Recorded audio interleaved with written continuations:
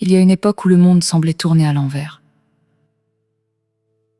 Les tempêtes ne prévoyaient pas, les foules criaient, et les certitudes se brisaient comme du verre. C'est à ce moment précis que nous rencontrons Lucius, un homme qui cherchait désespérément le calme. Il avait tout, de l'argent, des amis, une réputation. Pourtant, il se sentait vide. Il courait après des ombres, croyant que le bonheur se trouvait dans ce qu'il pouvait acquérir. Un jour, alors qu'il était assis sur les marches d'un temple en ruine, un vieil homme s'approcha. Il ne disait rien, mais son regard était d'une clarté déconcertante. Lucius lui demanda : « Comment faire pour que le monde arrête de faire mal ?» Le vieil homme sourit doucement et répondit : « Le monde ne changera pas, Lucius. C'est ta perception qui doit se transformer.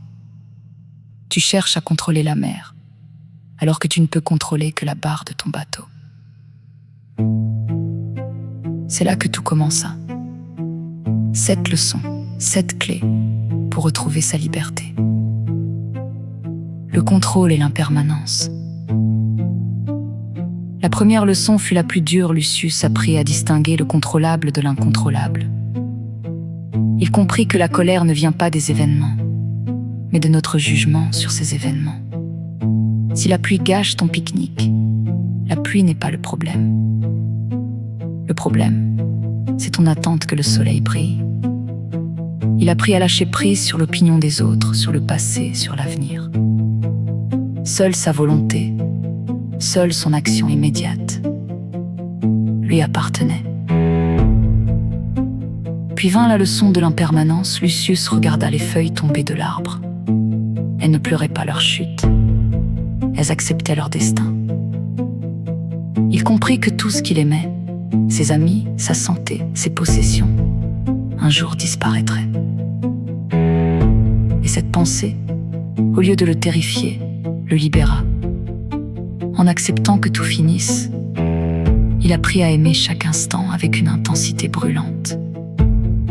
Il ne vivait plus dans la peur de perdre,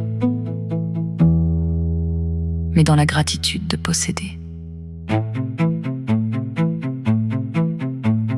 Un jour, un grand incendie ravagea sa ville. Lucius perdit sa maison.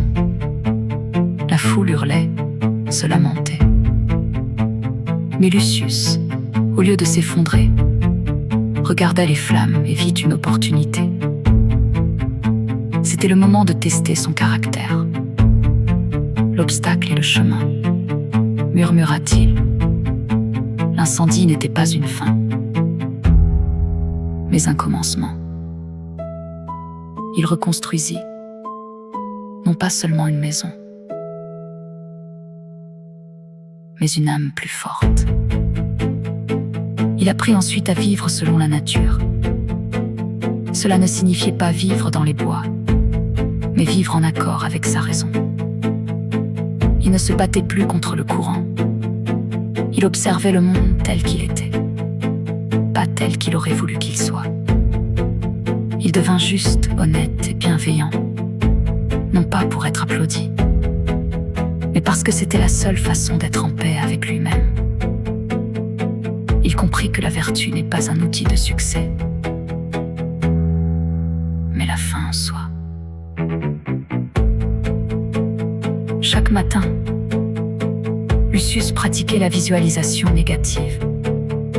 Il fermait les yeux et imaginait tout perdre. Il s'imaginait pauvre, seul, malade. Et à chaque fois, il se réveillait avec un sourire, reconnaissant d'avoir encore sa santé, ses amis, sa vie. Cette pratique rendait ses jours ordinaires extraordinaires. Il ne prenait plus rien pour acquis. Il découvrit la dernière vérité. La vertu est le seul bien. La richesse peut être volée, la gloire oubliée, la santé perdue. Mais le caractère, le courage, la sagesse, rien ne peut les arracher tant qu'on les garde. Il devint un homme que l'on ne pouvait ni corrompre ni briser. Il comprit que sa valeur ne dépendait de rien d'extérieur. Il était son propre royaume. Enfin, il garda toujours à l'esprit cette phrase. Memento mori, souviens-toi que tu vas mourir. Ce n'était pas une pensée morbide, mais une épée de Damoclès bienveillante. Chaque fois qu'il perdait du temps dans des disputes inutiles ou qu'il procrastinait, il se rappelait. Et si c'était mon dernier jour? Cette certitude le poussait à vivre pleinement, à pardonner immédiatement, à aimer sans réserve. Aujourd'hui, Lucius n'est plus, mais son histoire reste. La vie est courte, le monde est chaotique, mais toi, tu as le pouvoir, tu as le contrôle sur ton esprit, tu as la force de transformer l'obstacle en chemin, tu as la sagesse de vivre selon la nature, et tu as la liberté de choisir qui tu veux être, ici et maintenant. Ne laisse pas le monde te définir, dites-le moi en commentaire. Et si cette vidéo vous a plu, likez, partagez, abonnez-vous pour plus de contenu comme ça. À la prochaine et restez